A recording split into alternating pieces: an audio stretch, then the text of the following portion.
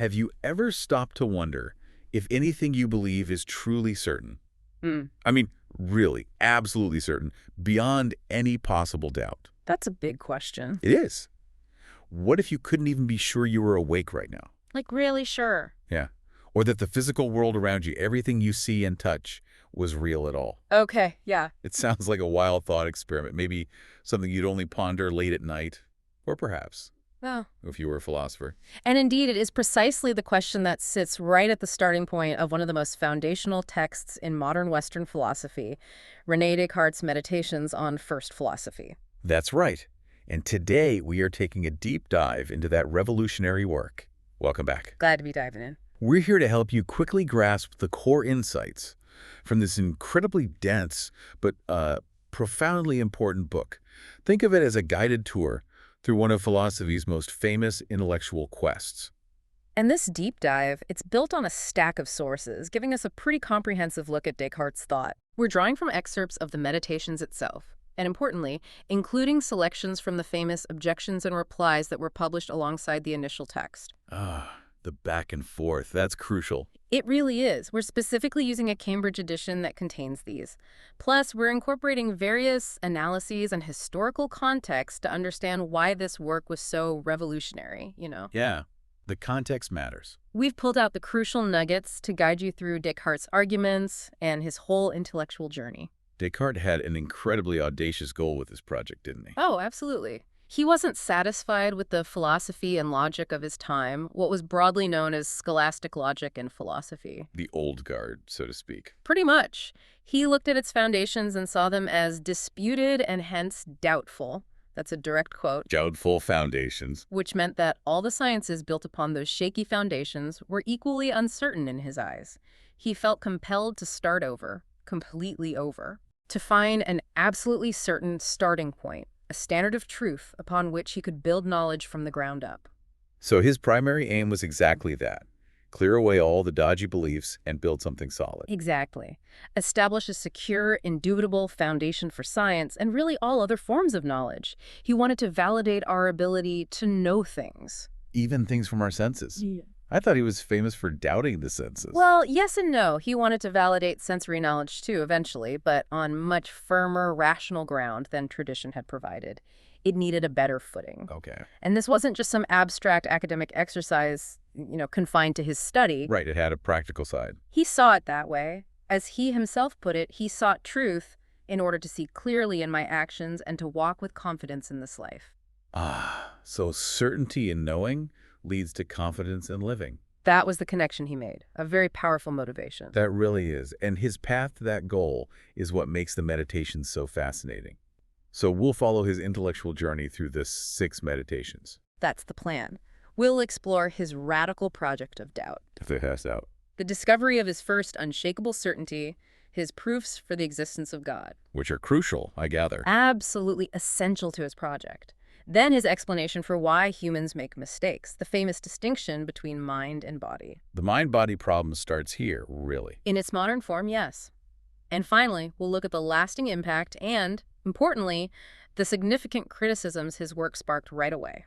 It sounds like quite an intellectual adventure. It truly is. And Descartes invites you, the reader or listener, to undertake this rigorous process with him, to doubt everything you hold dear intellectually and see what, if anything, survives the test. So our job here is to unpack why he takes each step. Explain the arguments, the twists and turns. Exactly. Explain the arguments in detail and highlight what's truly important and enduring about this work. This deep dive is for you, tailored to help you navigate this complex but foundational terrain. We'll explore the arguments, reveal the surprising turns, and see why these, 17th century ideas, Mid-17th century, yeah. why they still fuel philosophical debate today. They absolutely do. Okay, let's begin this journey. Descartes decides he needs to clear the decks entirely. Where does he even start this radical quest for absolute certainty? He starts by applying a method of radical doubt. Right. This brings us to what's covered in the first meditation, essentially his project of clearing the philosophical ground. Okay, meditation I. This is where he brings out the philosophical wrecking ball, right? What's the core idea here? The core idea is to find absolutely certain knowledge. something that can serve as a solid, unshakable foundation for science and all other beliefs. Because the old foundations were shaky. Right. Descartes realized, as we mentioned, that the existing system of knowledge was built on points that were disputed and hence doubtful, making everything built upon it equally uncertain. He desperately needed a standard of truth that was beyond any possibility of being false. And he decided the best way to find that absolutely true standard wasn't just to, question things here and there. No, that wouldn't be rigorous enough. He decided to engage in systematic doubt. Systematic doubt. Okay. Precisely. This systematic doubt is a technique for systematically leading the mind, as one source puts it. His rule was simple but severe. Treat anything with even the slightest occasion for doubt as if it were false. Wow, that's a high bar. Even the slightest doubt means chuck it out. For now, yes. The goal wasn't to wallow in uncertainty, though. It was to strip away everything that wasn't absolutely indubitable in order to find what is absolutely true and most easy to know. Okay, it's crucial to understand this distinction, isn't it? He's not saying he is a skeptic who believes nothing can be known for sure. Absolutely not. That's a really common misunderstanding. This is not true. Skepticism in the sense of concluding knowledge is impossible. It's a method of doubt. A tool. Exactly, a tool wielded specifically to reach certainty. As one source notes, it's useful to reject as false all these things as to which we can imagine the least doubt to exist, so that we may discover with greater clearness which are absolutely true. So the doubt is a means to an end, like dismantling a building carefully to inspect its foundation before you build on it again. That's a great analogy. He's clearing the ground. Okay, so how does he apply this incredibly rigorous method? What's the first thing that comes under scrutiny? He starts with the most obvious source of information we rely on every single day. Our senses: sight, hearing, touch, taste, smell. Makes sense. He points out, quite reasonably, that our senses sometimes deceive us. Sure. Optical illusions, things looking bent in water. Exactly, especially concerning things far away or very small. But he pushes it further.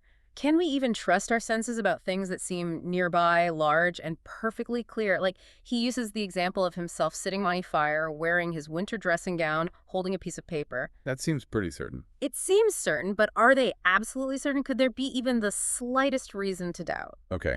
Where does he go with that? This leads him to the second, much more powerful stage of doubt, the dream argument. Ah, the dream argument.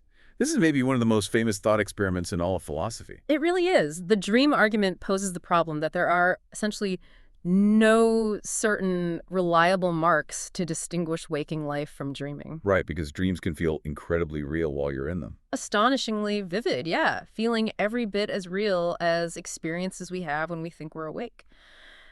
So Descartes asks, how can you be absolutely sure that your current experience right now, listening to this deep dive, sitting wherever you are, the world around you, isn't just a very convincing, vivid dream? Uh-oh. He questions, and I'm paraphrasing slightly from the text, are all the thoughts which I now have no more true than the fantasies of my dreams? This casts serious doubt on the reality of the entire external world and all specific physical sensations and experiences. It's a truly disorienting thought when you really consider it. It makes you question the very ground you stand on, literally. It does. But hang on, even in dreams, certain simple truths seem to hold, don't they? Like math. That's the next step. Even the dream argument seems to leave some things untouched. Whether you're awake or dreaming, basic arithmetic still seems to work. 2 + 3 = 5. That seems true regardless. Okay. The truths of geometry, like a square having 4 sides, they still seem to hold true in a dream world just as much as in a waking one. These simple, abstract truths appear to be independent of whether you are currently in a waking or dreaming state. So math and geometry survive the dream test. But Descartes isn't finished yet, is he? Not even close. To push the doubt to its absolute final limit, to challenge even these seemingly unshakable mathematical and logical truths, he introduces his most extreme hypothesis. The evil demon. Or evil genius. Exactly. This is the third and most radical stage of doubt. He proposes the possibility that instead of a good God, whose existence he hasn't proven yet, there might be some malicious demon of the utmost power and cunning who has employed all his energies in order to deceive me. Wow, so an all-powerful deceiver. Potentially, yes.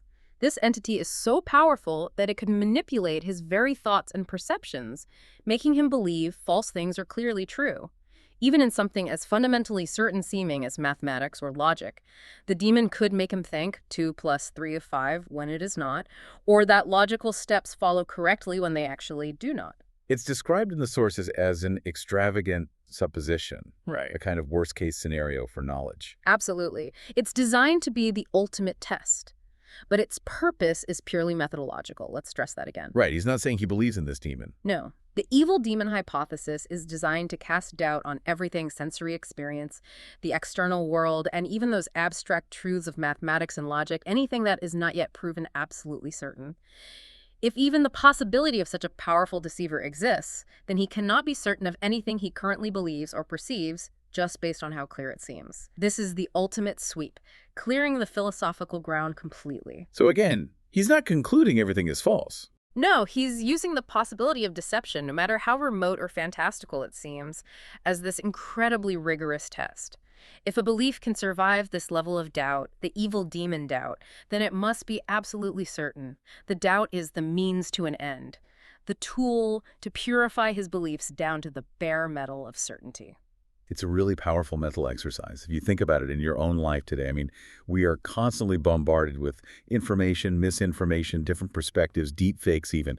What if you applied Descartes' radical doubt to your own most basic assumptions about the world, about yourself, about reality?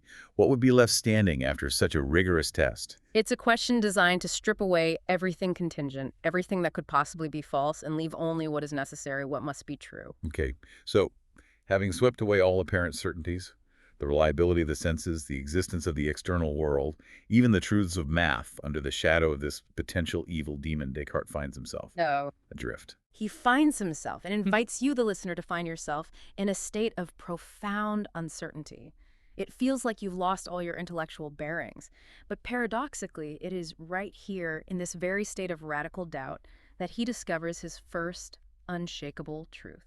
And this brings us to meditation 2 and the discovery of the cogito. This is where it gets really interesting. The famous part. Yes, arguably the most famous part. Right. After doubting absolutely everything he possibly could, Descartes looks for something, anything that simply cannot be doubted, even by the evil demon. And he finds it. How? Yeah. How does doubting lead to certainty? That seems counterintuitive. Well, as he was going through this process, trying to think that everything was false, senses wrong, maybe dreaming, maybe being deceived by a powerful demon, he realized something utterly undeniable. What was that? Even if an evil demon were employing all its energy to deceive him, while I was endeavoring in this way to think that everything was false, he recognized that it was necessary that I, who was thinking this, was something. Even to be deceived. Exactly. Even to be deceived, there must be a subject, an I, who is being deceived. The act of thinking in any form, doubting, believing, imagining, willing, even having sensory experiences, whether they're true or false, requires a thinker. And this leads directly to his most famous phrase. I think, therefore I am. Precisely. Cogito ergo sum in Latin, or je pense donc je suis in the original French of his Discourse on Method, where he first introduced it publicly. This truth, I am thinking, therefore I exist, he realized, was so certain and so assured that all the most extravagant suppositions of the skeptics were incapable of shaking it. It survives the evil demon test. It does. Even if an evil demon were deceiving him about everything else, it could not deceive him about the fact that he exists as long as he is actively thinking or being deceived. The very act of being deceived proves his existence as the deceived entity. So he decided he could receive it without scruple as the first principle of his entire philosophy. The solid bedrock. The Archimedean point he was looking for. That's exactly how he described it later, the Archimedean point, to move the world of knowledge. Okay, so he knows he exists. That's huge. But what is this I that exists? It can't be his body, right? Because the existence of the body and the entire external world are still under the shadow of the evil demon's doubt. He hasn't proven those yet. Exactly right. He's only proven the existence of the thinker. So examining this I, this thinking thing, whose existence is proven by its own thought, Descartes realized he could mentally strip away everything else. He could conceive of having no body, no brain, no external world, no physical place where he might be. He could doubt all of that. He could doubt all of that, but he could not conceive of himself not existing as long as he was engaged in the activity of thinking. If he stopped thinking entirely, he admitted he might cease to exist. He leaves that possibility open at this stage. But as long as thinking is happening, The thinker must necessarily exist. So the essence, the core nature of this I is thinking. That's his conclusion. The essence or nature of this I is to think. It is a thinking thing, res cogitans in Latin. Its nature is defined by attributes like doubting, understanding, affirming, denying, willing, unwilling, imagining, and sensing. Wait, sensing too? Isn't that tied to the body? Ah, good point. He means sensing in the sense of having the conscious experience of seeming to see, hear, feel, etc. Whether those sensations correspond to anything real outside is still doubtful, but the experience of sensing is a mode of thinking happening in the conscious mind. Okay, so all these mental activities, these are the things that pertain to me, as he says. Yes, insofar as I am this thinking thing. And crucially, at this stage, the mind is known, and it is known as something distinct from the body, whose existence is still very much in doubt. Okay. Now, to explore this thinking self and how we know things more deeply, Descartes introduces another really famous example in meditation too, the piece of wax. This one really clarifies his view on knowledge, doesn't it? It absolutely does. The wax example is crucial for understanding Descartes' move away from sensory-based knowledge as being fundamental or primary. How does it work? He asks you to consider a fresh piece of wax, just taken from the honeycomb. You experience its sensory qualities vividly, right? Sure. Its specific shape, its size, it's hard, maybe it smells a bit like honey or flowers. It might make a certain sound. If you tap it, it has a particular color. By all accounts, based purely on sense experience, this is how we know the wax. These qualities define it for our senses. Seems straightforward. But then he asks you to consider what happens when you bring that same piece of wax near a fire. Ah, it melts. Everything changes. Right. All those sensory qualities change dramatically or even disappear entirely. The shape melts into a puddle, the size might expand, the hardness vanishes as it becomes liquid, the scent of flowers burns off, it becomes silent, the color might change. Okay. Yet, despite this complete transformation of its sensible properties, we know somehow that it's still the same piece of wax. So how do we know this? It's clearly not through the senses, because they're telling us it's a completely different object now based on its current properties. All the properties changed. Precisely. The senses report radical change. And Descartes argues it's not through imagination either. Why not imagination? Because he points out that the melted wax, as it cools or is moved, could take on a virtually infinite variety of shapes. We couldn't possibly imagine every single potential shape the wax could assume. Our imagination is finite. Right. You can't picture infinite shapes. Yet our knowledge of the wax seems to encompass this potential for, as he puts it, countless mutations.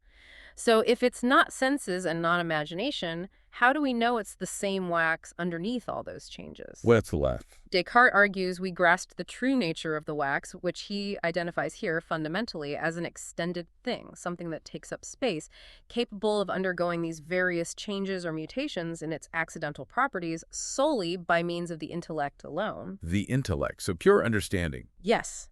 It's not the sight, touch, or smell that tells us it's the same enduring substance, but an inspection of the mind, a pure act of intellectual apprehension or understanding. The intellect grasps that the essence is extension, and the sensory qualities are just changeable modes of that extension. This is where the profound insight of the wax example lies, isn't it? It's not just about wax. Absolutely. There are two key insights packed in here. First, it demonstrates that physical objects or substances like wax are known fundamentally not through senses or imagination, but through intellectual apprehension. Our senses provide fluctuating appearances, but our intellect grasps the underlying essential nature, in this case, extension. Okay, intellect over senses for knowing what things are. And second, and this is even more vital for his overall project at this stage, the example shows that the mind, the I, who seem to perceive this piece of wax so distinctly, even while its sensory properties are shifting all over the place, is known not only with much more truth and certainty, but also with much more distinctness and clearness than the body or any external physical thing like the wax itself. How does that follow? Because every time I judge something about the wax, even if I'm mistaken about the wax itself, maybe I am dreaming it, the very act of judging or thinking I perceive the wax confirms my own existence as a thinking thing more clearly. The act of knowing the wax, even problematically, reveals more clearly the nature and certainty of the knowing mind itself. Wow. So thinking about the wax tells me more about me, the thinker, than it does about the wax. In terms of certainty and clarity at this stage, yes, that's his claim. That really is a revolutionary thought. It completely flips our common sense intuition that the physical world, known through our senses, is the most real or most certainly known thing to us. It's a fundamental reorientation. What does it mean to think that your own thinking self, your consciousness, might be more certainly known to you than, say, the device you're listening on or the chair you're sitting in or the room you're in right now? It's a radical shift towards the subjective, the internal landscape of the mind, as the necessary starting point for secure knowledge. The Cogito provides the first firm step, that unshakable foundation in the existence of the thinking self. Okay, first step achieved. Certainty of the self as a thinking thing. But remember that evil demon. Ah, still lurking. Still potentially lurking, and might still be able to deceive Descartes about everything else he clearly perceives, even those intellectual insights like the ones gained from the wax example, or even simple mathematical truths like 2 + 3 = 5. Just because they seem clear and distinct doesn't mean the demon isn't powerful enough to fake that clarity. Right. So how does he guarantee that his clear and distinct perceptions are actually true? To fully validate the reliability of his clear and distinct intellectual perceptions, Descartes realizes he needs something even more powerful than the self, something that guarantees the trustworthiness of reason itself. And that something, for Descartes, has to be God. Yes, this brings us to Meditation 3 and later Meditation 5, where Descartes undertakes the absolutely crucial task of proving God's existence. This is a pivotal and some would say controversial move in his system. Okay, so why is proving God's existence so absolutely crucial for this philosophical project? Why can't he just rely on the Cogito and his clear intellectual perceptions as he has them? Because, for Descartes, proving God's existence is the only way to finally escape the comprehensive doubt introduced by the evil demon hypothesis.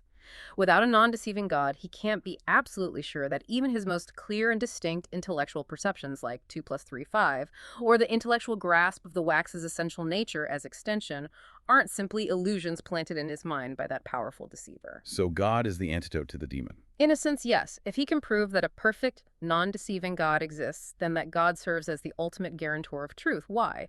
Because God, being perfect, would not give him a faculty of judgment, his intellect, that is systematically wrong about things it perceives clearly and distinctly when used correctly. A perfect creator wouldn't create faulty tools, basically. Not tools that are inherently faulty when used properly. Sources explicitly state that for Descartes, the certainty even of geometrical demonstration depends on the knowledge of God. This is how God validates the rule he wants to establish. All that I clearly and distinctly perceive is true. Okay, so the stakes are incredibly high for these proofs of God. How does he do it? He offers a couple of different arguments in the Meditations, right? He does. The first major argument, which takes up most of Meditation the Third, is a causal argument. It's based on the idea of God that Descartes finds within his own mind. An idea already inside him. Yes. He starts by examining the various ideas he possesses. He makes an important distinction here between the objective reality of an idea and its formal reality. Okay, what's the difference? The objective reality is the reality of the thing the idea represents, the object of the idea. The formal reality is the reality of the idea itself, simply as a mode of thinking, a mental state existing in his mind. Right, so my idea of, say, a unicorn has some objective reality because it represents a unicorn, even if they don't exist. Exactly. And the idea itself, just as a thought happening in your mind, has formal reality. Got it. He then introduces a metaphysical principle, which he considers self-evident by the natural light of reason. Quote, there must be at least as much reality in the efficient and total cause as in the effect of that cause. Okay. The cause has to be at least as real as the effect. Sounds reasonable. Applied to ideas, this means the cause of any idea must possess at least as much formal reality as the idea itself contains objective reality. You can't get more reality in the effect, the idea's representational content, than was present in the cause, the source of the idea. Okay. The source of an idea has to be, in some sense, at least as substantial or real as what the idea is about. Precisely. Now, he applies this to his idea of God. He finds within himself, he claims, an idea of God as a being possessing all perfections, an infinite, independent, supremely intelligent, and supremely powerful substance, the creator of everything that exists besides himself. That's a pretty big idea. It is. And this idea, he argues, has infinite objective reality because it represents an infinite perfect being. Okay, the idea represents infinite perfection. So the crucial question becomes, can he, Descartes, a finite being who is acutely aware of his own doubts and imperfections, as his whole method of doubt has just revealed, be the ultimate cause of this idea of an infinite perfect being? Can a finite mind create the idea of actual infinity? Descartes concludes, no. A finite being like himself with only finite formal reality, simply doesn't have enough reality within him to be the origin or cause of an idea that contains infinite objective reality. The effect, the idea of God with infinite objective reality, would have vastly more reality than the potential cause, a finite human mind. The cause wouldn't be adequate to the effect. Exactly. Therefore, the only possible ultimate cause of this idea in his mind must be a being that actually possesses infinite formal reality and all perfections, meaning God himself. As he states, reflecting on the origin of this idea within him, I must conclude that God necessarily exists. God must be the source of the idea of God. What about the objection, though? Maybe the idea of infinite isn't a positive idea at all. Maybe it's just a negative concept, like, I realize I'm not infinite, I'm finite, and infinite is just the negation of that, like understanding darkness only as the absence of light. Could the evil demon be tricking him here? That's a very important objection, and Descartes anticipates it directly. It was indeed raised forcefully in the objections published with his work. He counters by arguing that his perception of the infinite is actually somehow prior to his perception of the finite. Prior, how so? He claims he couldn't understand his own imperfections, his doubts, his desires, his lack of knowledge as imperfections or defects, unless he was already implicitly comparing himself to a being more perfect than himself, a being whose idea must somehow be innate within him. This idea of perfection is the standard against which he measures his own finitude and lack. So the idea of perfection comes first, logically. That's his argument. He sees the idea of God not as a flimsy construction from finite concepts, but as the truest and most clear and distinct of all my ideas, containing more objective reality than any other idea. For him, this innate idea of a perfect being is fundamental and serves as the solid basis for his causal argument. Okay, so that's the causal argument for meditation third, based on the origin of the idea of God. What's the second proof he offers? It comes later, right? Yes. The second main argument, found in Meditation V, is a version of the ontological argument. This is a type of argument most famously associated with St. Anselm centuries earlier, but Descartes gives it his own spin. Ontological. That relates to being or existence itself. Exactly. In Meditation V, Descartes is examining the essence or nature of material things, like triangles, but he pauses this to consider the essence or nature of God as he finds it clearly represented in his mind, as an idea. He defines God conceptually as a supremely perfect being. That's the core concept. Okay, God's supremely perfect being. He then considers the properties or perfections that necessarily belong to the concept, the very essence of such a being. What must a supremely perfect being possess? Well, omnipotence, Omniscience. all those, yes. And then he asks, what about existence? Is existence a perfection? Is it more perfect to exist than not to exist? It sounds like it is. Descartes certainly thinks so. He argues that existence is one of these perfections. A being that possesses all other perfections but lacks existence would be less perfect than one that possesses all those perfections and exists. Therefore, existence must be included in the list of perfections. Okay, existence is a perfection. And if God is defined as a supremely perfect being, possessing all perfections, then existence must be one of God's attributes. Existence is comprised in the idea which he has of an absolutely perfect being. So it's part of the definition. He argues it's inseparable from the essence, just like certain properties are inseparable from the essence of mathematical objects. He uses an analogy here, doesn't he, with a triangle? That's precisely the analogy Descartes uses. He argues that just as you cannot conceive of a triangle without the property of its angles necessarily summing to 180 degrees, or two right angles, that property flows from the very essence of being a triangle. Right. You can't have a triangle without that property. In the same way, he argues, it is impossible to conceive of a supremely perfect being without it existing. Existence is an essential attribute that flows from the essence of supreme perfection. To conceive of a perfect being that doesn't exist is a contradiction in terms, like trying to conceive of a mountain without a valley. That's another analogy he uses. So from the very concept or essence of God as a supremely perfect being, existence necessarily follows. You can't think of God clearly without thinking of God as existing. That's the core of his ontological argument in Meditation V. Okay, so he believes he now has these two solid proofs for God's existence, one based on the cause, the idea of God, one based on the essence of God. How does this fully overcome the evil demon and guarantee his knowledge? Right. Since God has now been proven to exist to Descartes' satisfaction and proven to be supremely perfect, it follows necessarily that God cannot be a deceiver. Because deception implies imperfection. Exactly. Descartes reasons that all fraud and deception depend on some defect, and a supremely perfect being, by definition, has no defects. Therefore, God is not a deceiver. Okay, God exists and is truthful. This non-deceiving God then serves as the ultimate guarantor for the reliability of Descartes' intellectual faculty when used correctly.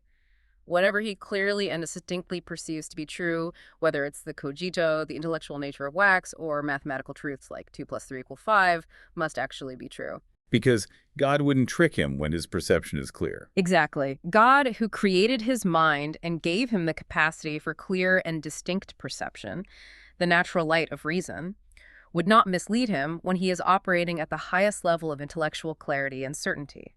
So now, finally, he can confidently affirm the general rule. All that is clearly present to my mind, clearly and distinctly perceived, is absolutely true.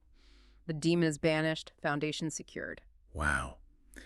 This makes God not just, a theological concept for faith, but an absolutely crucial philosophical linchpin in Descartes' entire system of knowledge. It seems the very possibility of overcoming that initial radical doubt and achieving certain scientific or mathematical knowledge hinges entirely on the existence of this perfect, non-deceiving creator. It fundamentally changes the landscape of what can be known and how. With God as the guarantor, Descartes feels he has a secure foundation for truth. But this leads immediately to another critical problem, one he tackles head-on in Meditation the Four. If God is perfect and good and created us and our faculties of intellect and will, why on earth do we humans make mistakes? Why do we fall into error so often? The problem of error. If we're made by a perfect God, why aren't we perfect in our judgments? Good question. It's a major theological and philosophical challenge, right? If everything comes from a perfect God, how can imperfection like error exist in God's creation, specifically in our thinking? So this is segment 4, error, free will, and the nature of judgment. How does Descartes solve this? His theory is actually quite ingenious, tying together intellect, will, and freedom. He argues that error does not come directly from God, nor is it an inherent defect in our faculty as our intellect or our will when you consider them individually. So where does it come from? Error arises, he says, from the misuse of one faculty in relation to the other. Specifically, it comes from the misuse of the will in relation to the intellect. Okay, let's break down his view of these two key faculties within us again. The intellect first. Right. First, we have the intellect, or the faculty of understanding. This is the faculty that perceives ideas. It forms our clear and distinct perceptions. Now, Descartes readily acknowledges that our intellect is finite. There are many, many things in the world and in reality that we simply do not perceive clearly or distinctly. Our understanding has limits. Okay, finite intellect. However, he asserts that when the intellect does perceive something clearly and distinctly, it cannot be wrong about it. He says, "Whatever I understand, I doubtless understand rightly, and it is impossible for me to be deceived in this," when he is using his intellect correctly on a clear and distinct perception. Error doesn't come from the intellect itself being faulty when it does perceive clearly.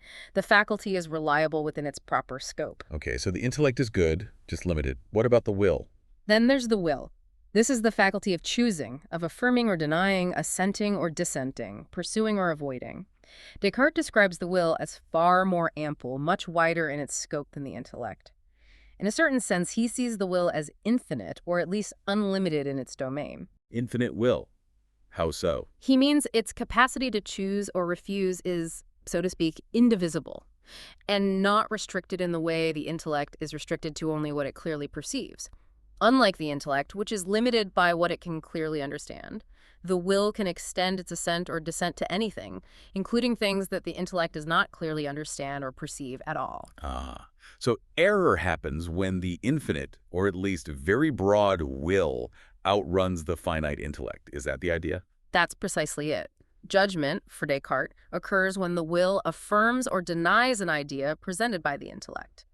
Error happens when the will makes a judgment either affirming something is true or denying it about something that the intellect does not clearly and distinctly perceive. When the intellect is fuzzy or unclear on something? Right. When the intellect doesn't have a clear perception of the truth or falsity of something, the will is left in a state of what he calls indifference. It's not compelled or guided one way or the other by the light of clear understanding. It's free to choose wrongly. Exactly. In this state of indifference, the will can easily turn away from the true and the good, by assenting to something false or denying something true simply because it can.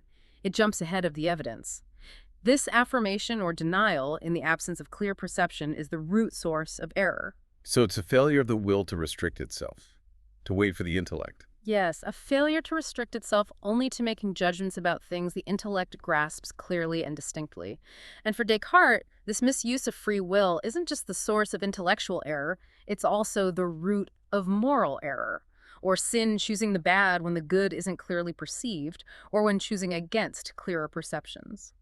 This really touches on his view of freedom itself, then. Is freedom primarily about this indifference, this ability to choose between options when the truth isn't clear? Is that what makes us free? That's a great question. Descartes actually discusses different grades or levels of freedom. The lowest grade of freedom is indeed the state of indifference, where the will is balanced between alternatives because there are no clear reasons compelling it one way or the other.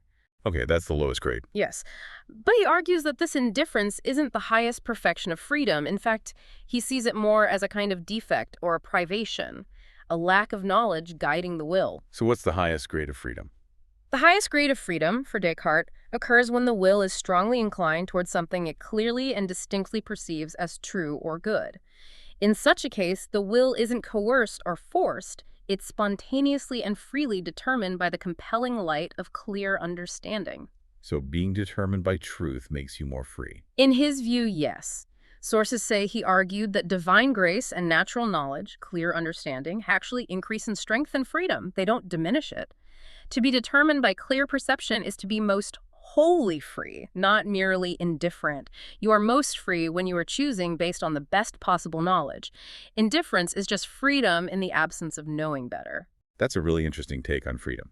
So error, then, is fundamentally an imperfection in us, stemming from how we use the perfectly good faculties God gave us, rather than a defect built into the faculties themselves by God. Exactly. Errors are privations or defects in humans. They represent a lack of something that should be there, namely, clear knowledge guiding the judgment when making a judgment. They are not positive creations of error by God. God doesn't create the error. We sort of fall into it through misuse of will. Right. God's concurrence in the acts of the will, the mere act of willing, affirming, or denying, is itself good and perfect because it comes from God as the power to act. The error lies specifically in the privation, the absence, of the necessary knowledge that should have accompanied that judgment. It's an imperfection in me, Descartes says, not to make a good use of my freedom by judging matters I don't clearly understand. This explanation provides a framework for understanding why humans err, even in a world created by a perfect God, and it directly connects Descartes' epistemology, his theory of knowledge, to questions of human responsibility and freedom. It does. It makes you think how much of the mistakes and errors we make in our own lives, whether they're intellectual mistakes or maybe even moral ones, are due to this tendency he identified. This tendency to jump to conclusions, to affirm or deny things we don't fully grasp, allowing our will, our desires, our biases maybe, to run ahead of our clear understanding. It poses a significant challenge for how we approach forming belief and making choices. It calls for intellectual humility and restraint. Okay, so having now established the reliability of clear and distinct perceptions through the guarantee of a non-deceiving God, and having explained the source of human error as a misuse of will, Descartes is finally equipped, right? He can now revisit the physical world he cast into such radical doubt back in Meditation 1. Yes, he's ready to establish its existence, and also to cement the crucial distinction between mind and body. And that brings us to Meditation 6, the mind-body distinction and the reestablishment of the external world. This is where he brings back the physical universe, but on his own new rationalist terms. That's right. First, Descartes focuses on arguing definitively for the real distinction between mind and body. He builds on the insights from the Cogito in Meditation 2 and the lessons from the wax example. What's the core argument here? He asserts that he can clearly and distinctly conceive of his mind, the I discovered in the Cogito, as a thinking, non-extended thing capable of existing entirely separately from his body. Okay, mind thinking, not spatial. And simultaneously, he can clearly and distinctly conceive of his body, or body in general, as an extended, non-thinking thing capable of existing without a mind. Body spatial, not thinking. Exactly. Their fundamental essences, revealed by clear and distinct perception, are entirely different and mutually exclusive. Can you elaborate on those essences? The mind's nature or essence is pure thought, thinking, extended. Sources we consulted emphasize that the mind, as a thinking substance, is indivisible by its very nature. You can't divide your consciousness, or a single thought, or the self, into spatial parts in the way you can divide a physical object. Right. Thoughts don't seem to have parts. Whereas the body's nature, or essence, is pure extension taking up space. Extended unthinking. Bodies, sources state, are divisible by its very nature. Any physical object, no matter how small, can be conceptually, if not always physically, divided into smaller spatial parts. Okay. Indivisible thought versus divisible extension. Very different. And because he can clearly and distinctly conceive of these two natures, thinking substance and extended substance, as not only separate but defined by fundamentally opposite and incompatible primary attributes, indivisible thought versus divisible extension, it must be true, now guaranteed by the non-deceiving God, that they are really distinct substances. Meaning they are capable of existing independently of each other. Exactly. This establishes Cartesian dualism, the view that mind and body are two fundamentally different kinds of stuff, two distinct substances with entirely different natures. But wait, if they're so distinct, how do they work together in us? I mean, I feel like my mind and body are pretty connected. My thoughts make my hand move, stubbing my toe causes pain in my mind. Ah, yes. Descartes immediately acknowledges this practical reality. While mind and body are distinct substances, he recognizes that for human beings they are not merely separate, they are intimately connected and interact constantly. In humans, he says, they are so closely joined and mingled together that the mind and the body make up a kind of unit. A unit, despite being distinct. Yes. He says they are joined together not by any fiction of the intellect, but by their very nature. In this composite being we call a human. It's a substantial union, not just two things randomly associated. Okay, so this intimate connection implies interaction. That's the big question, isn't it? How does the non-physical, unextended mind interact with the physical, extended body if they're totally different kinds of stuff? This is perhaps the single most challenging aspect of Cartesian dualism, both for Descartes himself and for everyone who came after him. It was a significant point of criticism right from the moment the Meditations were published, highlighted in the objections and replies. How did he try to explain it? While it's only alluded to indirectly in the Meditations itself, when discussing how sensations and appetites arise from the mind-body union, in his other writings, like The Passions of the Soul and his letters, and reflected in the analyses we've consulted, Descartes famously posited a specific physical location for this interaction. Where? The little gland which exists in the middle of the brain, which we now identify as the pineal gland. He suggested this tiny centrally located gland was the principal seat of the soul, the unique point where the immaterial soul could interface with the material body. The pineal gland. Seriously, how is that supposed to work? Well, the idea, roughly sketched, was that sensory perceptions, light hitting the eyes, sound waves hitting the ears, heat on the skin, signals of hunger or thirst from the body would travel via nerves. He talked about animal spirits flowing through hollow nerves, reflecting the physiology of his time, to the brain. These physical signals would then cause subtle movements or changes in the pineal gland. The soul, being somehow uniquely connected to this gland, would perceive these movements, leading to conscious sensation, seeing color, hearing sound, feeling pain or pleasure. Conversely, when the soul willed to move the body, it could cause the pineal gland to move in specific ways, which would then direct the flow of these animal spirits through the nerves to the appropriate muscles, causing voluntary movement. So the pineal gland acts like a kind of translator or junction box between mind and matter. That seems to have been the picture he was trying to articulate. However, this model of interaction, the very idea of a non-extended thinking substance somehow causally influencing the motion of an extended material substance, and vice versa, became a major, and many say insurmountable, challenge for Cartesian dualism. Why was this so problematic? Critics, including those in the initial objections and later influential philosophers like Hume, immediately asked how. How can something unextended, which by definition has no spatial location or physical properties like force or momentum, possibly affect or be affected by something extended, which operates according to the physical laws of motion and contact? It seemed to violate basic principles of physics even then. Like trying to push a rock with a ghost. Pretty much. Sources refer to persistent criticisms regarding the inadequacy of this conception of mind as non-extended, or body as purely unthinking mechanism, and the fundamental conceptual difficulty of relating something unextended to a specific place, like the pineal gland, or explaining its causal efficacy on the material world. Hume, for instance, would later famously critique our very notion of cause and effect, making the idea of interaction between such radically disparate substances seem even more mysterious and questionable. So the interaction problem was a significant weakness in the theory right from the very start. It was, and remains, the Achilles heel of substance dualism. But despite these challenges with interaction, Descartes does manage, in Meditation 6, to finally reestablish the existence of the external physical world, the world of bodies that he doubted so radically back in Meditation of 1. How does he pull that off? Again, he leans heavily on the guarantee of his non-deceiving God. He reflects on his sensory experiences.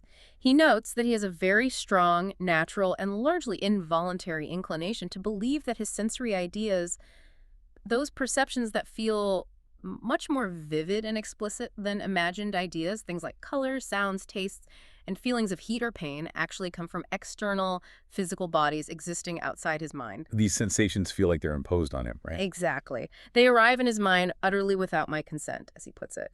He doesn't choose to see blue when looking at the sky, assuming the sky is blue, or feel pain when he stubs his toe. These experiences seem to force themselves upon him from some external source. Okay, strong inclination feels imposed. And since God, already proven to be perfect and therefore not a deceiver, created him with this powerful natural inclination, God would not be giving him such a strong tendency to believe that these sensations come from external bodies if those external bodies did not, in fact, exist as the cause, or at least contain something that corresponds to the cause of these ideas. To systematically implant such a strong, unavoidable, yet false belief would be a form of deception, which God would not do. So God wouldn't allow him to be systematically tricked by his own nature in this fundamental way. Precisely. Therefore, Descartes concludes, external bodies must exist, at least insofar as they are extended substances, that fundamental nature of taking up space, which can be described by pure mathematics, geometry, the aspect he can perceive clearly and distinctly with his intellect.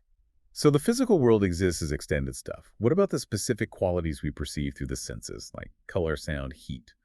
Are those real in the objects themselves? He's more cautious there. He clarifies that while the senses are reliable for concluding that external bodies exist, because God guarantees our natural inclination, they are not reliable for knowing the true essence or the intrinsic properties of those bodies. That's the intellect's job, as the wax example already showed. Colors, sounds, tastes, heat, these sensory qualities might be more about how our bodies interact with external objects, rather than representing the objects as they are in themselves. So what are the senses good for, then, in his final picture? Their primary role, he concludes, is practical. They are reliable, generally speaking, for knowing what is beneficial or harmful to the composite human being, the combined mind and the body working together as a unit. Pain usually signals potential harm to the body. Pleasure often signals something beneficial. Hunger tells us the body needs nourishment. So the senses are reliable guides for self-preservation and navigating the physical world for practical purposes, even if the intellect is required for discerning the true scientific nature of that world. Okay, so senses for utility and survival, intellect for truth about essence. That makes sense. It's fascinating how the mind-body problem Descartes grappled with how consciousness relates to the physical brain and body is still such a central question today. Absolutely. It's at the heart of philosophy of mind, neuroscience, psychology, even debates about artificial intelligence. How do you, listening right now, experience the relationship between your non-physical thoughts, feelings, and sensations and your very physical body? It's a question we all intuitively deal with every moment, but it's profoundly mysterious when you try to analyze it. It certainly is an enduring mystery, having completed this intricate intellectual journey, starting from radical doubt, finding the self, proving God, explaining error, distinguishing mind and body, and finally reestablishing the external world. We can now step back and look at the broader impact of Descartes' Meditations and the significant criticisms it faced, both immediately and throughout history. Right. And this brings us to our final point. Descartes' revolutionary impact and criticisms. Published back in 1641. Meditations on First Philosophy is just unequivocally a foundational text for modern Western philosophy. It really did change the game. Yes, its impact was immense and almost immediate. It fundamentally shifted the emphasis in philosophy towards subjective experience and the thinking subject, the I, as the necessary starting point for acquiring knowledge. The turn inward. Exactly. Descartes argued explicitly that knowledge of our own minds and of God are the most certain and evident objects of human knowledge, even more certain than our knowledge of the physical world derived from the senses, which had traditionally been seen as primary. And he really championed reason, didn't he? Passionately. He asserted that Clear and distinct intellectual perception is the mark of truth, the ultimate criterion by which we should judge our beliefs. He introduced, or at least powerfully exemplified, the method of foundationalism in epistemology, the idea that knowledge must be built systematically upwards from absolutely certain indubitable first principles, starting, for him, with the Cogito. And in doing all this, he was consciously and explicitly challenging the dominant philosophy of his time, wasn't he? The scholastic tradition, heavily based on Aristotle. Absolutely. He saw himself as sweeping away centuries of confused thinking. He rejected core tenets of that Aristotelian scholastic tradition. For example, he dismissed the central idea that all knowledge arises through the senses, the famous scholastic principle often stated as, there is nothing in the intellect that was not previously in the senses. He called reliance on this a mere childhood prejudice. Wow, strong words. He also rejected the associated notion that there can be no thought without a phantasm, a sensory image, arguing instead for the existence and primacy of purely intellectual ideas, like the idea of God or the mathematical idea of extension. What else did he challenge? He found traditional syllogistic logic, derived from Aristotle, to be inadequate and unnecessary for discovering new truth, seeing it as useful at best only for presenting or organizing truths already known. And he rejected key metaphysical concepts from scholasticism, like substantial forms, the idea that things have inner essences or forms directing their behavior, and hylomorphism, the idea that physical substances are composites of form and matter, as obscure, unhelpful, and unnecessary in his new, more mechanistic view of the physical world as simply extended matter in motion. So, a real break with the past. A significant break, yes. Though it's interesting, as sources note, he also sympathized with scholasticism in some respects and certainly engaged deeply with its arguments, often using its terminology even while transforming it. It was more of a critical engagement and radical reconstruction than an outright ignorant dismissal. Okay. And his strong emphasis on innate ideas, like the idea of God or the nature of the selves being known through reason and the power of reason independent of sensory experience, really positioned him firmly as a key figure, maybe the key figure, in kicking off the rationalist tradition in modern philosophy. Indeed. His argument that we can have significant knowledge independent of sense experience made him essentially the father of modern rationalism. The Meditations became the central text, the touchstone, for understanding the major debates that unfolded over the next centuries between rationalism championed by subsequent philosophers like Spinoza and Leibniz, who built upon or reacted to Descartes' system, and empiricism. Right, the empiricists like Locke, Berkeley, and Hume, who argued the opposite, that all ideas ultimately originate in sense experience, and who directly attacked concepts like innate ideas, substance, and causation that Descartes derived from reason. Exactly. Those debates, fueled by Descartes' work, fundamentally shaped the course of Western philosophy. But despite its groundbreaking nature and immense influence, his work wasn't accepted uncritically, was it? It faced very significant and powerful criticisms, even from the very beginning in those objections and replies. Absolutely not. It was controversial from day one. One of the most famous criticisms, one that still gets discussed constantly, is the Cartesian circle. What is that?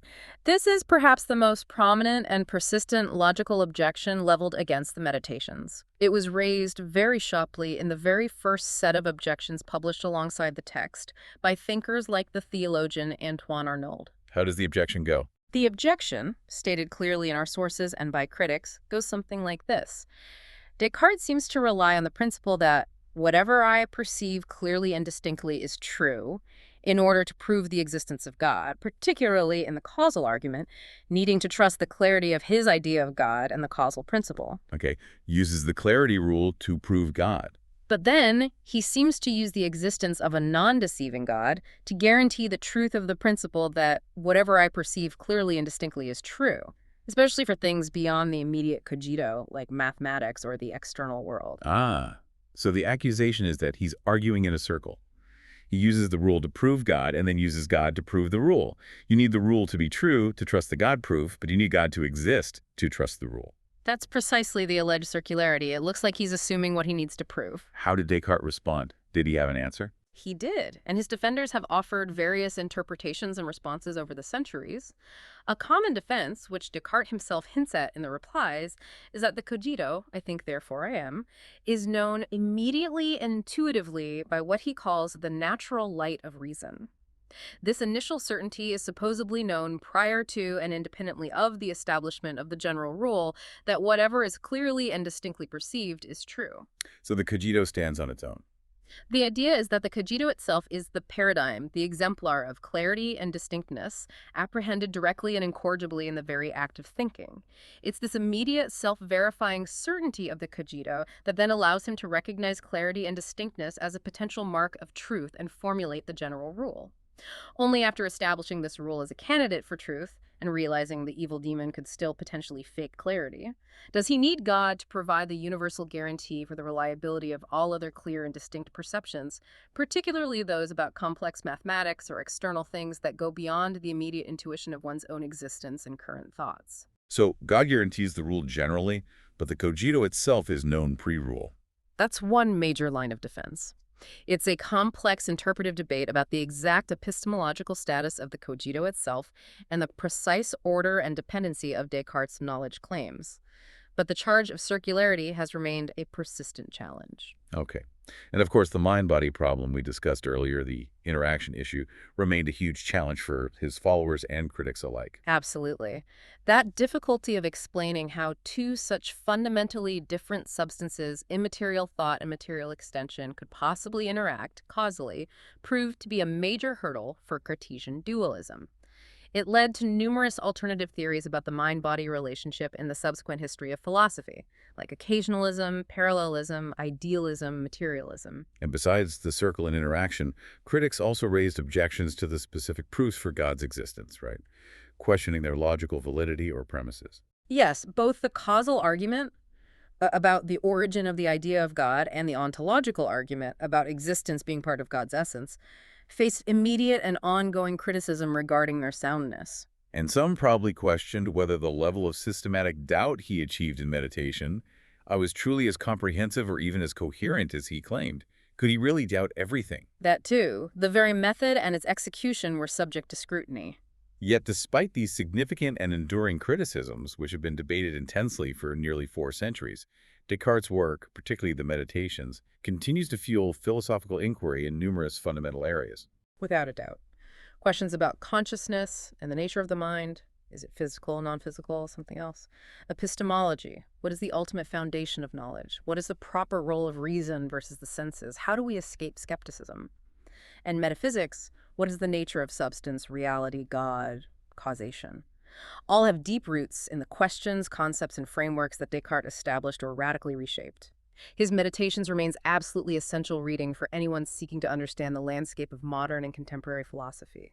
And the core questions Descartes posed about certainty, about selfhood, about the nature of reality, about the connection between mind and body, they feel incredibly relevant today, don't they? Especially in our current age of digital information overload, virtual realities, sophisticated AI, deepfakes, and complex neuroscience, constantly probing that mind-brain connection he struggled with.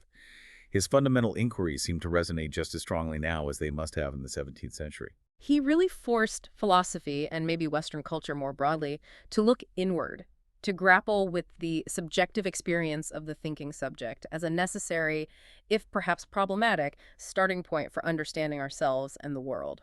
And that brings us toward the close of our deep dive into René Descartes' Meditations on First Philosophy. It's been quite a journey. We've traveled from the depths of radical, systematic doubt, stripping away literally everything uncertain, To finding that first unshakable point of certainty, one's own thinking existence, the famous Cogito, I think, therefore I am. From that firm, albeit narrow, foundation, we saw the perceived necessity for Descartes of proving the existence of a perfect, non-deceiving God. Right, needed as the ultimate guarantor for the reliability of our clear intellectual perceptions, banishing the evil demon. We then explored his ingenious explanation for why humans, creatures of a perfect God, nevertheless fall into error, attributing it not to faulty faculties, but to the misuse of our freedom, our will outrunning our limited select. And finally, we saw him use that God-guaranteed reason to establish the fundamental distinction between the thinking mind, res cogitans, and the extended body, res extensa. While also acknowledging their mysterious and intimate union in human experience, and using God's non-deceptive nature to confirm the existence of the external material world, known essentially through the intellect but navigated practically through the senses. Despite the enduring criticisms, and they are significant, Particularly regarding the potential Cartesian circle and the profound challenge of mind-body interaction, Descartes' Meditations undeniably changed the course of philosophical inquiry forever. It encouraged that crucial focus on the power and potential pitfalls of individual reason and subjective experience as a starting point for knowledge, laying essential groundwork for the major intellectual movements that followed, both rationalism, which built on his work, and empiricism, which reacted against it. Descartes sought ultimate certainty by taking the incredibly bold step of tearing down everything he thought he knew, methodically, and then attempting to rebuild knowledge, brick by certain brick, from what he found to be absolutely indubitable. It was a monumental act of intellectual courage and rigor, whatever one thinks of the final success of the project. So here's a final thought for you, our listener, to ponder. In your own life, surrounded as we all are by a constant, often overwhelming flow of information, competing claims, conflicting perspectives, and endless questions, what are you most certain of? And maybe taking a page from Descartes' book, not necessarily his answers, but his method. Yeah. How do you know it? What is the ultimate foundation, the justification for your own most certain beliefs? Can they withstand the pressure of radical doubt? It's a question worth exploring for yourself, just as Descartes did centuries ago. It's a philosophical journey that, in many ways, continues for all of us today. Thank you for joining us for this deep dive into Descartes' Meditations.